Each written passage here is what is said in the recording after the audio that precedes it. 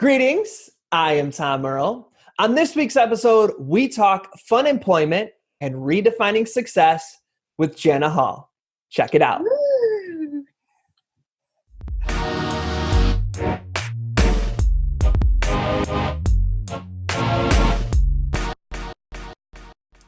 Greetings, I am Tom Earl, and this is my year of grace. We know you could be anywhere, so the fact that you are here today sharing your greatest gifts, your time and energy, means the world to me. I hope you know that in this very moment, just as you are appreciated, you are loved, and you are valued. As you can see, I am not alone. I have an amazing guest. She goes by the name of Janna Hall. How's it going today, Janna? Hi, it's going great. How are you? I'm doing wonderful. Thanks for asking.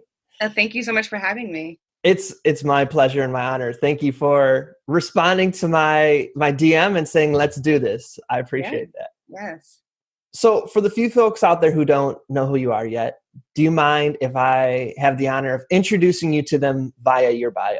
Of course. Absolutely. Janna Hall is a Richmond, Virginia native and the CEO of Leap Innovative Group, a digital marketing and brand development agency. Janna relocated to New York City in 2011, where she began her career in digital marketing at agencies and large nonprofits. In February 2016, Janna decided to bring her experience to her hometown of Richmond, Virginia, and launch her own digital marketing agency to provide strategy development, execution, and copywriting services to local and national brands. Janna's passion for entrepreneurship inspired her to launch Funemployed, a movement that provides resources to educate and connect dreamers who are monetizing their passion and doing what they love full time. With her platform, Janna mentors local youth while teaching them employable skills and plants seeds of entrepreneurship. Above all, Janna believes that success should be measured, not by societal standards and pressure, but by our willingness to take the leap and cultivate the life of our wildest dreams. Yes, that's some snaps. You can tell you're a good copywriter just by your bio. Thank you. It's so weird listening to someone read my bio. It's just like, okay. Well, it felt very amazing. I was like, I really want to interview this person. Oh, wait, I get to. Yes. So I always start my interviews by saying that while your bio shares the amazing journey that you're on, it can only capture so much. Mm-hmm. So what's some of the nuance, or that something that maybe, I would only get to know if I spent time with you, things that you can share with us that your bio doesn't contain? Oh my gosh.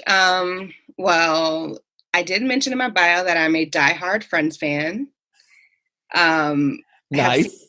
Every single episode 1 billion times. I am also a diehard Office fan. So those are just the little things. But I really love relationships. They fuel me. I like to say I'm a textbook extrovert. I like myself. I love myself, but I love the company of other people so much. And so everything I do, I'm always trying to find ways to connect with people and just be around people and soak up good energy. And that's pretty much what fuels me, is being able to connect with either businesses or just friends or people who are interested in business and interested in just making a difference. And you kind of get a little bit of that, but I don't think it fully comes across how much I love people. I work in the nonprofit field as well, so I'd love to jump into that a little bit in a minute here. But really, that is one thing that really came through in my experience in nonprofit world, is that everything happens through the power of relationships. Yes. When did you start to embrace that philosophy, or when did that come through for you as a person and as a business owner, that everything happens through relationships? So when I was in New York, I lived in New York from, I guess, age 21, 22 on through 27. And I read a book called The Defining Decade, Why Your 20s Matter and How to Make the Most of Them by Dr. Meg J. I don't know if you've read that book, but I suggest it to every 20-something, no matter where you are in your life. And pretty much the book, it's Dr. Meg, she's a therapist, but she works mostly with people in their 20-somethings. And so she kind of wrote a book based on common themes that she saw in love, friendships, and jobs and things like that. And one of the things she said was that loose connections can take you so much further than your inner circle. Because when you have your inner circle, you all pretty much think the same, you know the same people, you go the same places, and you kind of have the same experiences. And so it's hard to get out of what you know when you're so entrenched in your day-to-day and, you know, your circle so tight. And so she really kind of encouraged you to step outside and value loose connections, people that you may know through someone, or a friend of a friend of a friend, or a friend who has a coworker who knows someone. And so I really started in my 20s, I really started nurturing people that I maybe just met once or twice. I started, thank God for Instagram, I started following them on Instagram, keeping in touch, really engaging with what they're doing. And I started to see how many opportunities, not just career-wise, but how many opportunities in life came through these relationships that I would have never, ever had I not stepped outside of my own comfort zone. So that's kind of, you know, where it started. I've been able to do things. My best friend and I, we drove cross country and we spent a week going to 16 different places, and every place we stayed with someone that we knew kind of just casually. And that's, you know, having that experience, I was like, oh yeah, everything is built on relationships. This is how you grow as a person. This is how you get more experience. So I was just like, I have to keep nurturing relationships with people and welcoming new experiences with people. I love that, because so often it's almost counterintuitive to what you hear, that, you know, just concentrate on having 3 to 4 really deep friends and relationships. But it is true. I like that term, like those loose relationships, or that network that really, especially with social media, we really do kind of just, our circle is like, if you don't think like me, blocked. Right. Right. And it's not realistic. I mean, you need people who have different thoughts on life and different perspectives. So, I mean, you're doing yourself a disservice if you just block everyone out who doesn't think like you. It's crazy. So can you take us back to comic book one, the origin story? You came out to New York, and what led you to start to work in brand development and nonprofits and all that kind of stuff? Could you take us to those days? Yeah. So I went to James Madison University, go Dukes. And I was an English major. Writing, I've been writing since I was, a kid, since I could talk. Or since I first started writing, I was making up short stories. And so when I went to JMU, one of my professors was like, you know, you're into journalism, print journalism, creative writing, you need to be in New York.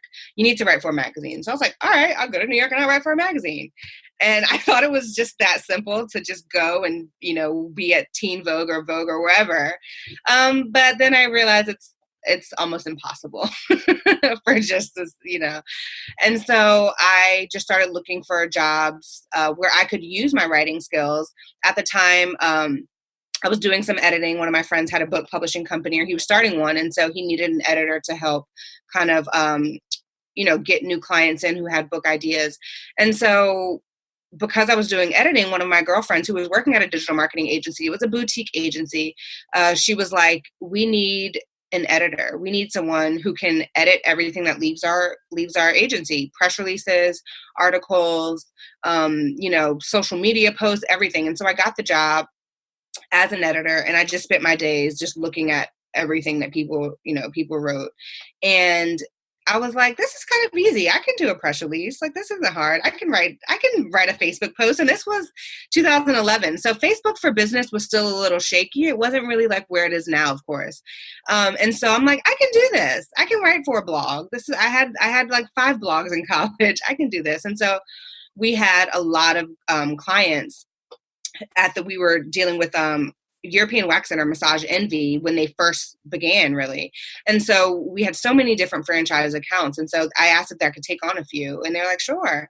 And then that's how the love grew for digital marketing. I realized that it's really all writing. It's just, you have to be a little more persuasive or advertorial, or, so it kind of was a seamless transition into the digital marketing world. I just wanted to write. That was it. And do you have any, because copywriting usually is like that. You do everything, you set up the website, you set up the blog, you do the videos, you got the photos, and you're like, oh crap, the writing. The writing gets treacherous. Yeah, it does. And I know I'm putting you on the spot. Do you have any tips or templates or advice to people who are like listening very closely, like, yes, copywriting, that's me, help? You are putting me on the spot. Tips. I mean, I think it's important, especially for copywriting. A lot of times we want to tell this like long, meaningful story, but I always say lead with impact. Think about what the most important piece of information you're trying to convey first, and then, leave the fluff for later on. A lot of times, especially, press releases, it's really, when we're writing, doing, PR is pretty much, it's all information. But when you are copywriting for a website, you want to tell these long stories and have long, text paragraphs. And I just say lead with impact, be as succinct as possible. Think about how you can communicate the point, tell the story, in as few words as possible. So it's always lead with impact forever. Yeah, that was a hard lesson I had to learn, because I'm such a storyteller. And me too. And I'm very good on video. So on video, I can be like, let me tell you this story. And the nice little takeaway at the end, but people are like, words, Exactly right. Yeah. I still do. I get carried away. And every word I write is like super important. So don't you dare edit it out. Like, but it's like, you really don't need all these words. So what then led to the decision to leave New York and to come back to Virginia? So freedom ranks really high on my list of priorities in life. I like to be able to feel like I am in control.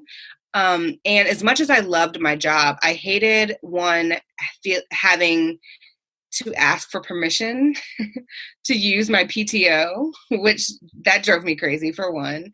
But then also I knew that in the role that I was in, as much as I loved it, I knew there wasn't really much room for growth. The person who was in the role above me, I knew that they were kind of set. And even I left in 2015. So even 4 years later, she's still in that same role. So I knew that I didn't have anywhere to go.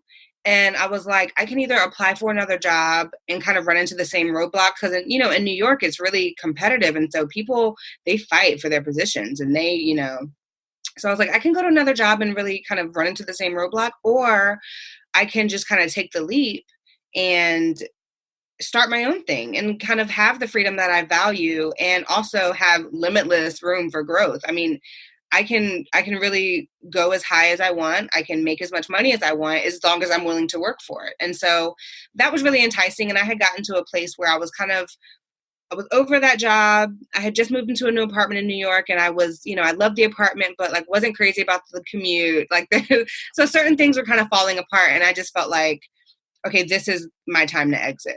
I could try to salvage what's here, or I can just start something new. And I feel like 5 years in New York, I got a good amount of experience and all the New York I could stand. And I was ready for a simpler, less expensive life. I feel that this is a very interesting conversation, because as housing prices and the cost of living, and I'm in Los Angeles, in New York, these places becomes crazy expensive. Yeah. I think a lot of people are going to start moving to, I know Virginia is big, but moving to smaller than these, top 5 cities. Right. Do you mind sharing any of your thoughts or experience kind of around that transition, just in terms of going to a smaller place? Or I'm guessing it's go for it. I apologize. Yeah, no. I will always advocate for people leaving New York. As much as I love the city, I really do. I love the city, and I love LA too. My best friend lives there, so I visit often. But not so much LA, but New York in particular is so draining. And you often you drive yourself crazy because your, cost of living is ridiculous, and, home ownership is near impossible for a lot of people. The commute, all the time on the train, and then inclement weather. It's just a mix of all of those things. And especially, me, I'm from Virginia. So, going to the grocery store being a whole thing. You have to plan your whole entire day around going grocery shopping, because you can only carry but so much on the train. And so little things like that, they don't seem to wear you down until they've completely worn you down. And then you're like, oh my gosh, I'm burnt out. This is a rat race. I don't really have time to rest and take care of myself, because there's always the next job. There's always the next opportunity. There's always more I need to do. And so I really, coming home kind of settled me in a way.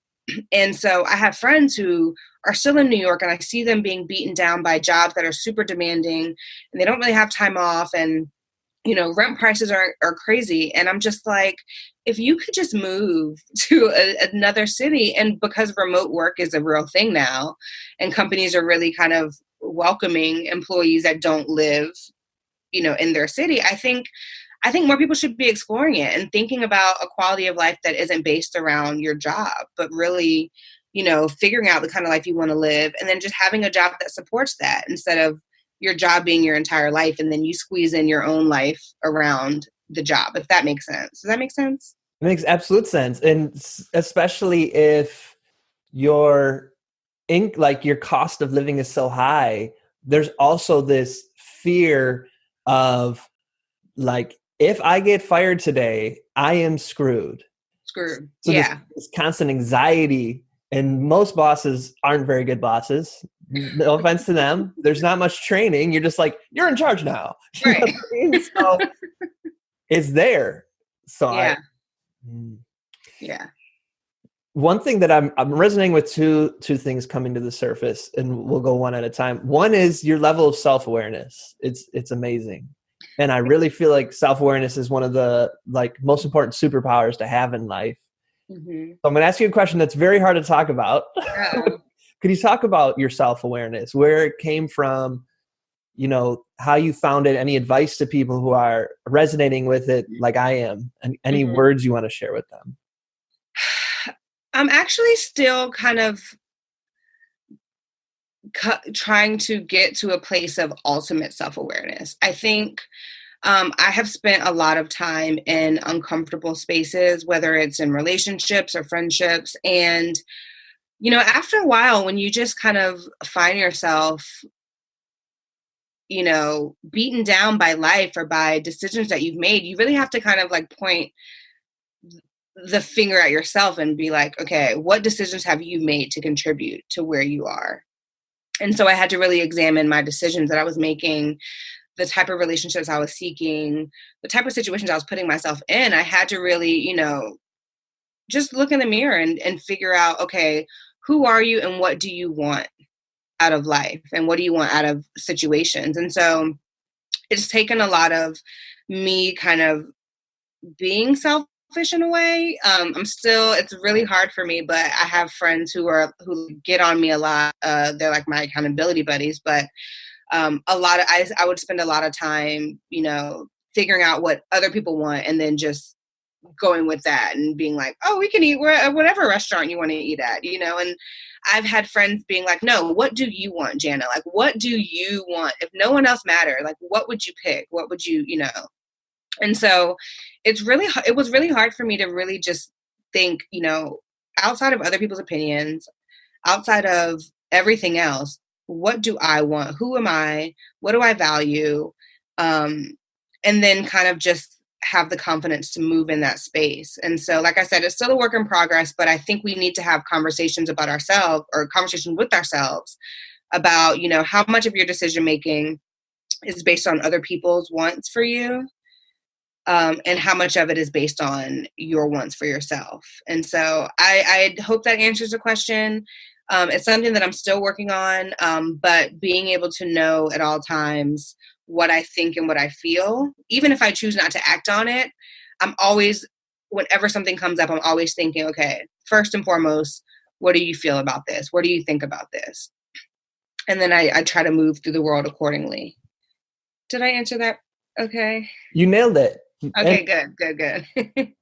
And there is also like systems at play. Like for me as a white guy, I'm constantly being asked quietly, explicitly, subtly, what do you want, Tom? What do you think? This is all for you.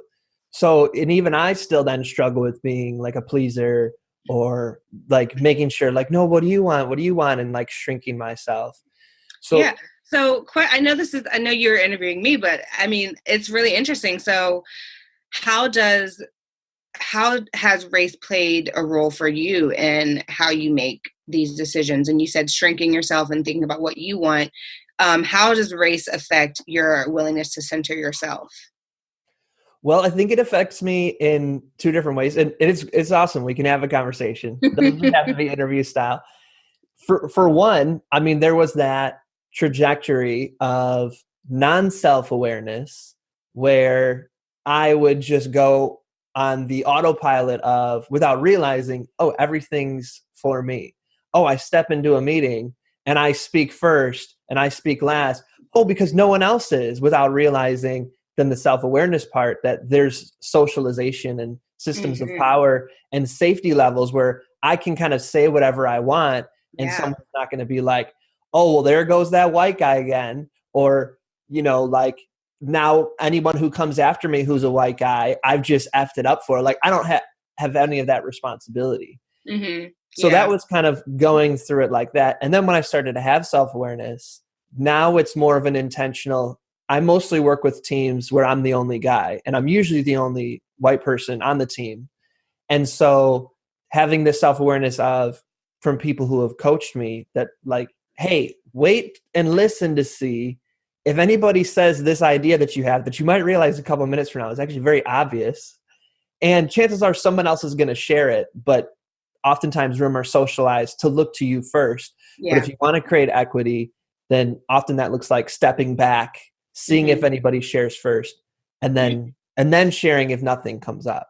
So and I think that's amazing that you say that, because I think in order to get to a place where we are really coexisting in the best possible way, and not just coexisting, but collaborating and really making progress, men and women and black and white, I think it's important that, as I'm doing the work to be able to assert myself, you are also doing the work to be able to be like, okay, let me make the space. And so I like that it's kind of like a give and take. And like, we have to work together and we both have things we have to do. And I have to be understanding of, your perspective and kind of what you may be dealing with on your end in terms of, how much of myself do I put forth, and I don't know if I'm making sense, but I like that, just as much as I'm doing the work to be more assertive and to be more self-aware, you're doing that same work. And I feel like that's really how we make progress. And that's really the role of an ally, whether it's racial or, or gender equality. I feel like that is, we both have work we have to do with each other and understanding we have to have amongst each other. Yeah, definitely. Yeah. Well, I appreciate that question and the conversation you started. Yeah, of course. So once you came to Virginia, tell me about the business that you started. So it was very hard at first. I got to Virginia. Once I left New York, I was actually sitting in my, so I'll go back a little bit. I was sitting in a meeting at work, and my best friend, the one who's in LA, who was the ultimate free spirit, she's like, we need to go backpacking across Europe. Like, we've said this as a kid, we wanted to do this, but like, now is your chance. You hate your job. Let's go. So I was sitting in a meeting at work and I booked a one-way ticket. And so, and I'm like, okay, now I really have to give my notice because this ticket's booked. It's not refundable. So here we are. And so, so I left the job about a month later, and then we backpacked for a month. And then I got home to Richmond and I was like, okay, I don't have a job. I used my entire last paycheck to go on this incredible adventure.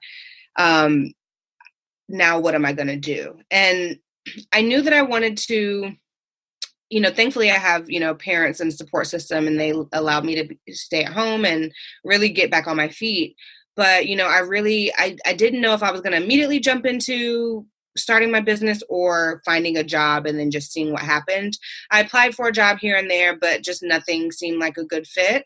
And so I was just like, you know what, I'll try it. Everything that I was doing for the nonprofit I was working for, I will take that and try to, do social and digital media on my own. And so I started reaching out to people that I knew, people through church, and asking, people I knew had a business, hey, do you mind if I do your social media or come up with some digital media strategy for you so you can grow your business? And so it really started off, it was like really slow, but I started getting clientele, just small businesses here and there. And then I started writing for the local paper. And through that and, doing the feature stories every week, I would meet so many different people who had businesses or had incredible stories. And so I began, shameless plugging myself like, oh, by the way, I know I write for this paper, but I also do digital marketing. And so if you need anyone, and so that's really how I started building either relationships or getting clients. And so that's how I got started. I wanted to get, I wasn't crazy about social media, even though I had done it before in my previous job. But I knew that was the need. And so I kind of had to just go with it until I could figure out something else. But family and friends, referrals, and doing the article writing was really what helped me build my foundation. That network and the Yes. friendships that you were talking about earlier. Yeah, loose connections. So then tell me about this really awesome blog and program you have going called Funemployed. Where did that come from? So like I said, when I got home when I left New York, I had maybe I had 3 weeks where, I had 3 weeks from leaving New York to going on my backpacking trip. And so I spent some time in Richmond because, after high school, I went to JMU and then I went straight to New York after that. So I had spent a significant amount of time away from Richmond. And so I was like, I need to learn the city that I'm in. And so I would go to different spots and, try different restaurants and really just, enjoy the city. And it would be on a random Tuesday and I'm by the pool, just, hanging out with my friends who were, teachers that were off for the summer. And then went out to LA to spend some time out there. And I was just, taking all these trips. And my dad was like, what are you doing? You don't have a job. And I'm like, I'm not unemployed. I'm funemployed. I'm having fun learning who I am beyond employment. And so it went from legit being unemployed and having fun while being unemployed to thinking about, while I was over in Europe, I started to, we did couch surfing. And so I got to meet so many different people and have all these great conversations about the meaning of life and how Americans live and work in a way that's so different than the cities we were visiting. And so, it really I started thinking about the importance of really building a life that I loved and a life that spoke to what my passions were and not just being, chasing a paycheck.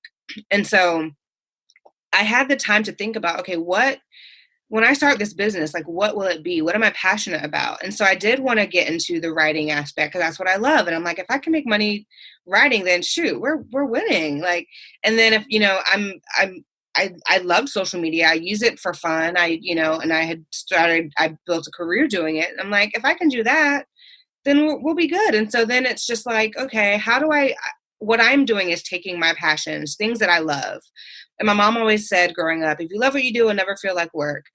So taking those things that I love and putting it, making money off of, making a living off of it. And I'm like, this is how life should be. I don't believe or buy into this idea that we have to dread going into work every day and live for the weekend. And then Sunday night comes and we're like in tears because Monday is, approaching. I don't want to live that way. And so, I really wanted to build a life for myself that was reflective of what I love and what I value, and something that I didn't dread doing. I wanted to be excited to work. I wanted to have fun working. And then I started to meet so many other people who were like, how do you do that? Like, you're just so, I'm like, it's actually not crazy. You just need to think about how to monetize what you're doing. And so people have so many ideas of things they like to do for fun, or ideas of things they want to do, but they don't think it's a reality for them. And they think that somehow what I'm doing is just like I'm one in a million, but I'm like, actually, no, there's a way. And so I built Funemployed to highlight people who are already making a living doing what they love, or really kind of like putting their all into their passion and turning it into something that's, lucrative. So I started featuring them, started talking about their own journey, started, highlighting their journey and getting advice from them. And then it went into, okay, now how can I be a resource?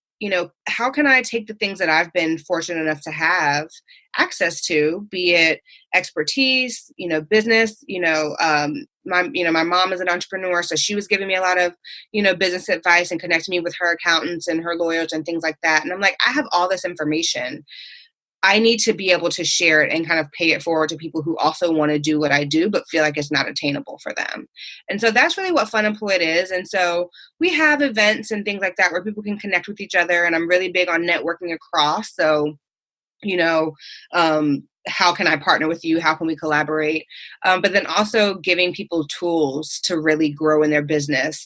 Most small businesses, they fail within like the first, 2 to 3 years. So how can I help give resources that'll help them get over that hump and go on to the other side? And so that's kind of what Funemployed is all about. That's the kind of, I guess, ethos behind it. And that's really the different avenues and different things that we'll do through it will change. But the whole point is that you can really make a living doing something that you love to do.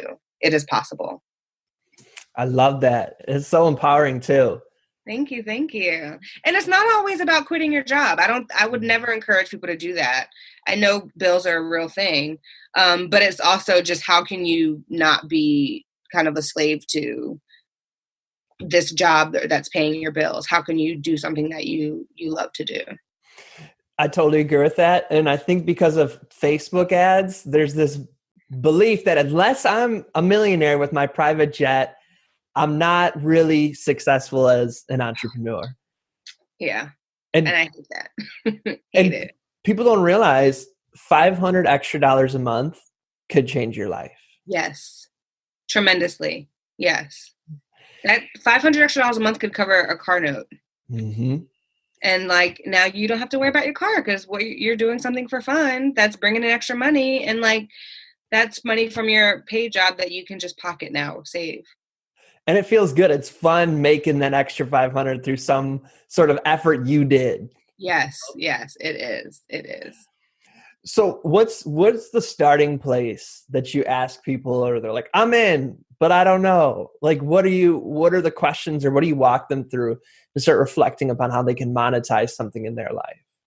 So most people, so I do this thing called Funemployment Consultations, and it's 90 minutes, and we kind of sit and kind of go through the basics of having a business. So a lot of people who come to me, they have the business idea. And so then I kind of I ask the question, who are you? Who are you? What do you believe? What are some things you value? To kind of get an idea of, who they are, like at the basis of this business, who is running it? What are the values? Because those kind of things are going to spill into your business. And so it doesn't matter what your business is. If you aren't clear on your own personal mission, then your business won't succeed. If you're just like, I'm just someone who wants to make money, then, you could do anything. There's not going to be anything that will stop you from jumping from idea to idea to idea. But if you say, I'm a person who values, for example, empowering women, and, encouraging women to leave abusive situations and kind of live their best life. This is just an example. But, so once you know that this is who you are at your core, these are things that you value, then we can start to look at your business idea and see how that aligns with who you are at your core. And so we do these things called personal positioning statements. and business positioning statements. And so for me, I say, I'm a digital marketing strategist, but I believe that life should be equal work and play. And so that comes across in everything that I do. I believe that life should be equal work and play. I believe that you should have fun. And so now through my business, through my agency, that's reflected.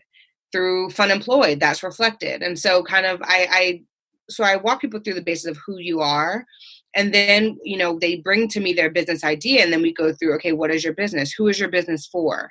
Who do you want to serve? What impact do you want to have? What conversations do you want to start through your business? And then we go through, what's your mission statement? What's your vision statement? We create all these together. Then once we have all those things fleshed out and we come up with a marketing plan, we come up with, just kind of laying out that foundation. And then we go into, so how would you pitch yourself to people? And so a lot of people, they don't even start businesses. I've learned they don't even move forward with building out their business the way they need to, because they don't even know how to talk about it. They don't even know what to say about it when they're telling people, when they meet people out. And so it's just like your business will never grow or get beyond the ground floor if you aren't even able to communicate it, whether it's through networking or through people who can help you build your business. So that's kind of where we start. I love how you start with the values. That's so huge. Yeah, you got to. And I always think of as values as your compass, because things are going to come up in business that are going to throw you for a loop. Yes. And when you get disoriented, your values are your compass that drive you back home. Yes. I love that. I like that. Your values are your compass. I'll quote you. I'll quote that. I'll post it on Instagram today. Appreciate it. Tell me a little bit about this belief that you have that success should be measured not by societal standards and pressure, but by our willingness to take the leap and cultivate the life of our wildest dreams. Can you tell me about that a little? Yeah, of course. So, social media has really kind of it's a gift and a curse, and that sounds so cliche, but I mean, I love the value that social media brings, the ability to make connections. I mean, you found me on Instagram. I mean, you meet the most incredible people on social media, but you also get sucked into this vortex of like self-loathing and comparison. And no matter what you do, it never feels good enough. Because you see someone who's better than you, who's been doing it longer than you. And you'll just never get to a place of really being happy with life and really enjoying your success, as small as it may be. And so I had to, especially starting out, I followed other accounts, people who are doing what I was doing, because I wanted some inspiration, but then it just became comparison. And so I had to go and unfollow everyone who was making me feel like I was just a terrible, horrible failure, and really start redefining what success really meant.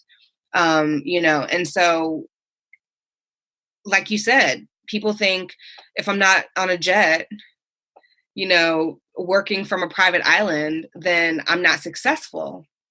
But if you just made a single sale, that is success. If you get one client, that is success. Like, we have to stop thinking about what the world views as success, because it's always going to change. You'll get to that level, you'll have a private jet, and they'll be like, but you don't have a house on a private island. Like, it's always going to be something else that you have to attain that you're failing at. And so I just had to be like, forget societal standards, forget what everyone thinks I need to be doing. What is making me happy? The fact that I had one sale come in makes me happy. I just had an event on Wednesday, and every time I saw that Eventbrite notification that like, oh, you got an order, I would screenshot it. I screenshotted almost every ticket, because to me that was success. And so a lot of people, even my team, they would be like, well, where are we with tickets? And I'm like, whoever comes is whoever's supposed to be there. And it was a success. Like, I'm not getting caught up in having the biggest event in Richmond. I'm focused on selling a ticket. And that is what success is. And so I just think that I want more of us to stop the comparisons and stop reaching for something that we'll never, ever attain. Society, what do they know? They're not experts. Who are you? Who are they? Like, who are the people who are setting the standard? They're unattainable. And once you reach one, there'll be something else that people are upset about not having, and so it's just, you have to, going back to that idea of self-awareness, what makes you happy? Where's your compass? Like, what are you living up to your values? Those kind of things. And so that's, if you have taken the leap and you're doing something that you love and you're really committing to it and throwing yourself into it, you have already succeeded, because so many have not done that and will never do that. And so don't get caught up in those little things. Like, success is little small steps. I love this. So many gems that you're dropping along the way. I'm like, I'm a blabbermouth. I could talk all day long. And I know there's a lot of people like me who are, I hope that my podcast is a place where people can surround themselves with people like you who are willing to have that courage and that self-awareness to pause and be like, wait a second here. Let me redo this. Mm-hmm. Let me unfollow, or let me go backpacking through Europe, or let me move. Let me do what I need to do, because something in here isn't resonating at the highest level I know it can. Exactly. And there was incredible, I don't want to say shame. It's not that deep, but I was living my best life in New York. My friends, like back in Virginia, were like, "You're a celebrity," and I mean, I wasn't, but I'm just at a rooftop, and in Richmond, rooftops are few and far between, so they think you're living your best life if you're on a roof. And so to go from having great opportunities and doing a lot of fun things in New York to being back in Richmond, for some that would seem like a step back. Like, you moved home. And so that was something else I had to tackle too, is like fighting with those feelings of failure and like, going backwards and not forward, and just redefining what success is. And it's not, going from New York to the New York penthouse and now I'm just like Beyonce. It's really like, you measure success in your own way. I love that. And that was an awesome transition, because how I met you was actually through Medium, where you published a blog post on 5 things Beyonce taught us about building a brand. Yes. I love the article. I was like, I got to find this person. Yeah, thank you. When I saw your message, I'm like, is this real? This isn't real.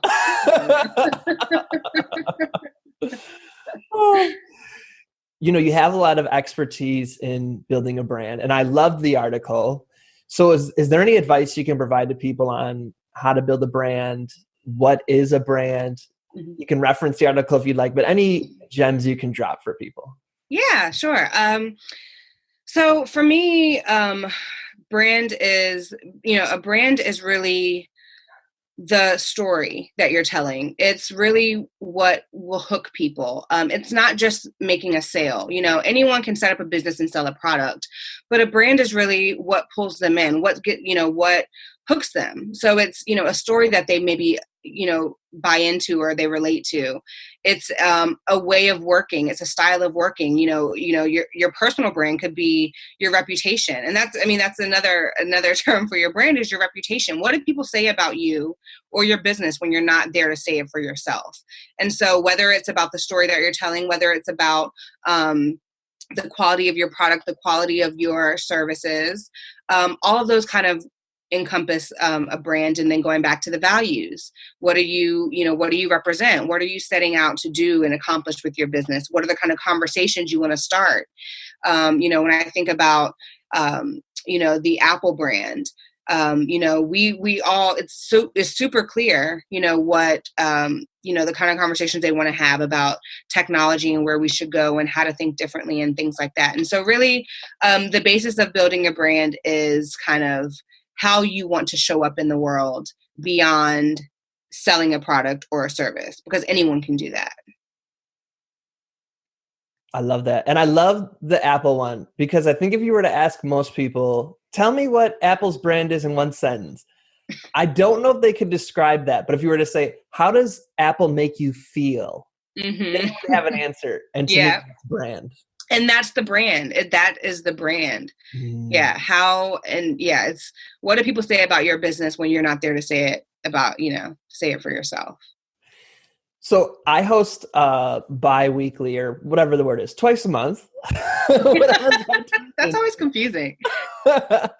What's a twice a month business coaching session, and we do Q&A, examples, trainings, all these kind of things.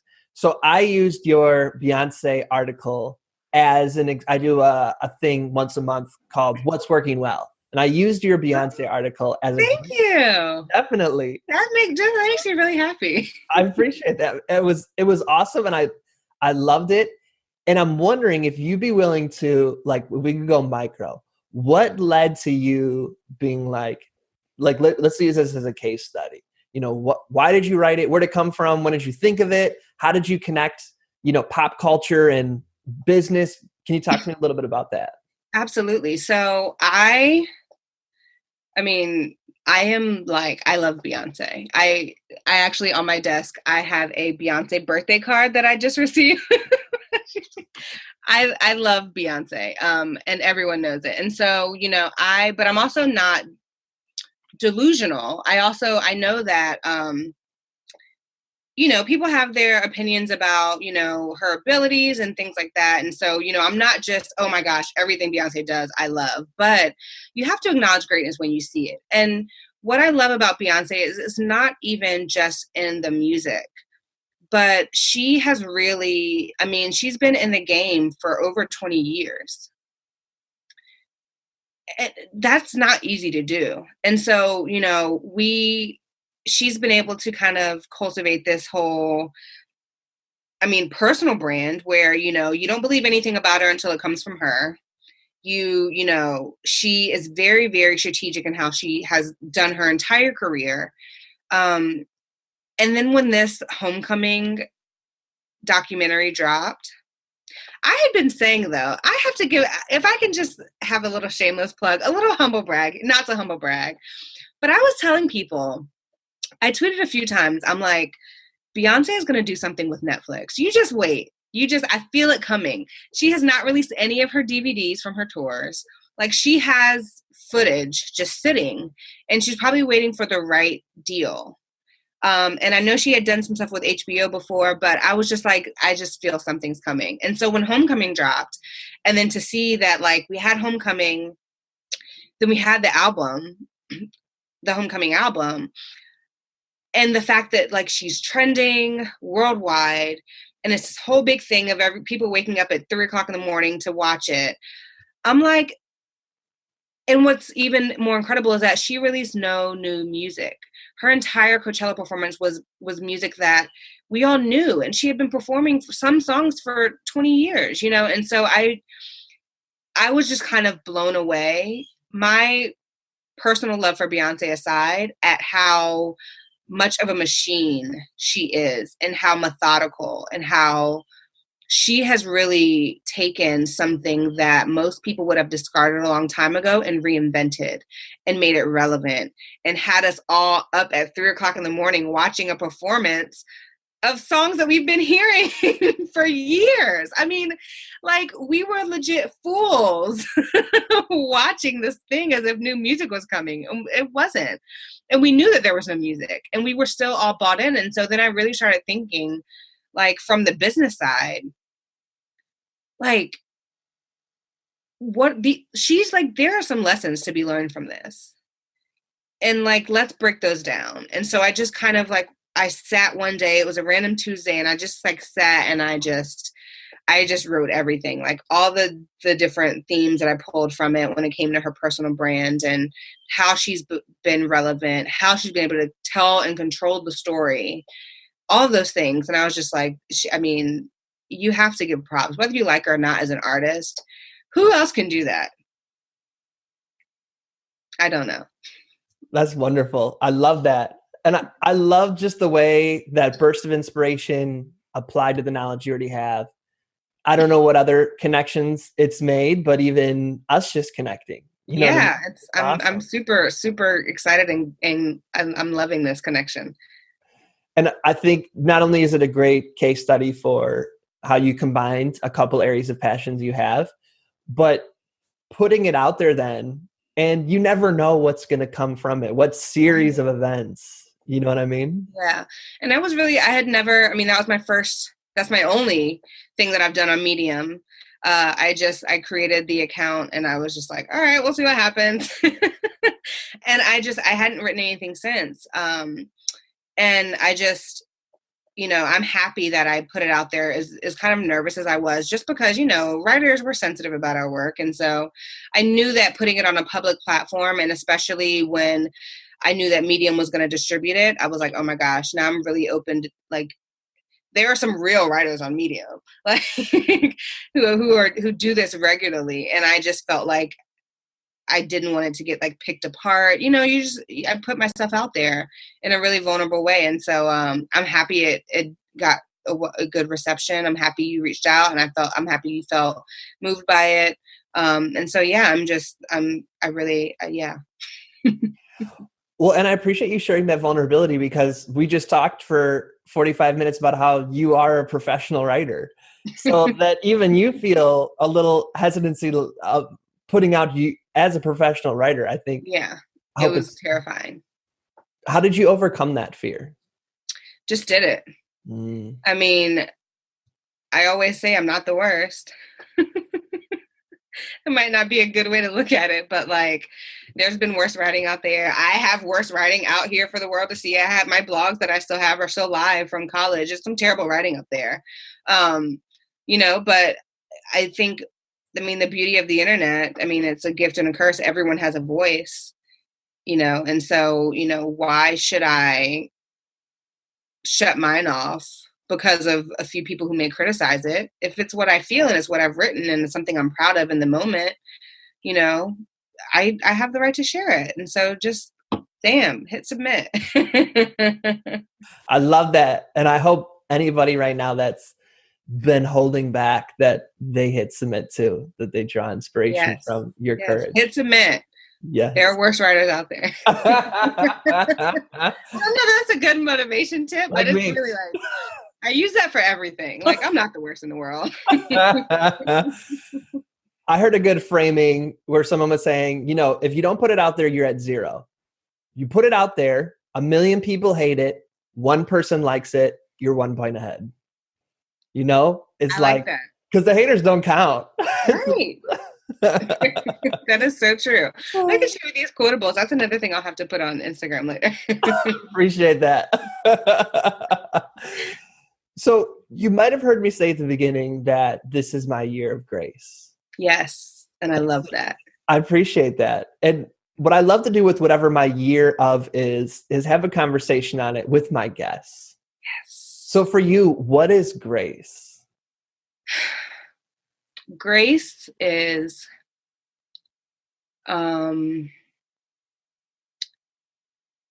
gentleness. It's leniency. I don't know if that's the right word. It is understanding. And I think of it in the context of I'm giving myself grace to not be so hard on myself. So being lenient, being understanding that this is a journey. And I think that's when I think about grace, and I think about, whether it's in a sense of, God's grace, I think it's the same thing of, understanding and leniency, patience, those kind of things. So that, to me, that's what grace is. What about you? It's interesting because you said it the closest to what I resonate with it as that I've heard any guest say. And because for me, maybe it's because we're both business owners, I'm not sure, but that feeling that in my business, it's just right here. It's my phone. So anywhere, anytime, any day, it's like, no, put a little more work, harder. That efforting, or as Brene Brown says, that hustling for your self-worth. Yeah. The grace is to the relaxation of it, to know that there are angels and powers that be that are constantly on my behalf, making life easier. And the grace is, I think, just that leaning into it and knowing an ounce of connecting to that intuition and energy is worth 1 million hours of just forcing straight grit. That's great. I love that. Year of grace. I might need to adopt that. Is it too late? It's not too late. 6 months. You can do June to June. Yes, I want to do that. I love that. I love that. Well, I appreciate that. So for the folks who are appreciating you and loving all of the inspiration and energy that you're bringing, and maybe they want to do a Funemployed session, or they just want to be a part of your world, how can they do that? You can follow me. My personal Instagram is it's me, J Marie. And so that's really where I do a lot of the connecting with people, just because I love the way that I can kind of get a glimpse into your world. You can get a glimpse into mine, and we can build that connection, and then, then take it further to, a lot of people, they feel more comfortable coming to me with their ideas when they see how vulnerable I am with mine, because I do post a lot about the vulnerabilities. And so I love connecting on Instagram. My website, Leap Innovative Group, people connect with me on there. So that's an option. And then, of course, Instagram through my agency, Leap Innovative Group. So those are the biggest ways that people connect with me. Yeah. And so for folks who are on the go, of course, we'll have all of the links in the show notes, which will be tomerl.com/Janna, tomerl.com/JANNA, tomerl.com/Janna is where you'll find all of the links. Thank you so much for this awesome opportunity. I'm sad it's over. Is this normal feeling? Well, hopefully it's just the start of a great friendship and network that we're building. Thank you so much for this, Tom. This has been amazing. Probably the highlight of my year. Oh, what? Oh, I appreciate that. Thank you. It was one of those interviews where it's like, yes. I knew we would have good energy right off the jump, though. I was like, I couldn't wait to connect with you. I appreciate that. Thank you. Thank you. So the ritual we use to close this experience is for you to offer an invitation to the audience. So what would your invitation be for people to do, to be, to become, to think about? What is that invitation? The invitation that I would extend is to quote one of my favorites, James Baldwin, "You have to go the way your blood beats. If you don't live the only life you're given, you won't live some other life. You won't live any life at all. So go the way your blood beats. Take the leap. Live the life of your wildest dreams. Measure success by your own standards, not by the world's and society's standards." Well, thank you so much. This was an awesome experience, and I'm grateful that we got a chance to, connect and be part of each other's world. Yes, you were phenomenal, I have to say. What you're doing is amazing. Your energy, the message that you give, the year of grace has just really just like shook me in a way that didn't think it would, but it's really, really beautiful. So I appreciate you for this opportunity. Well, I feel very affirmed right now. We need to hang out more. This is awesome. I know. I love this. I do. Well, next time we're in Virginia or you're out here. Yes. I do have a trip. I just got a flight voucher because my flight to New Orleans got canceled because of the storm. So I'm like trying to plan a trip to LA now. I would love to connect with you. And I mean, maybe do like a Funemployed live thing with you, something, but we definitely have to keep this going. I really love this, what you have. I appreciate that. And then you can meet Adora, who's even more awesome than I am. Yes. Well, thank you so much. And I look forward to us connecting and people getting the opportunity to hear this. So thank you. Yes, I can't wait to see the video. Definitely. And for all of those listening, as always, we are wishing you peace and blessings. Thank you. Thank you. One more thing. I'd love to continue the conversation. Feel free to join me at tomearl.com/join. Subscribe below, or let's connect on social media. Tom Earl Artist. Thanks again for watching.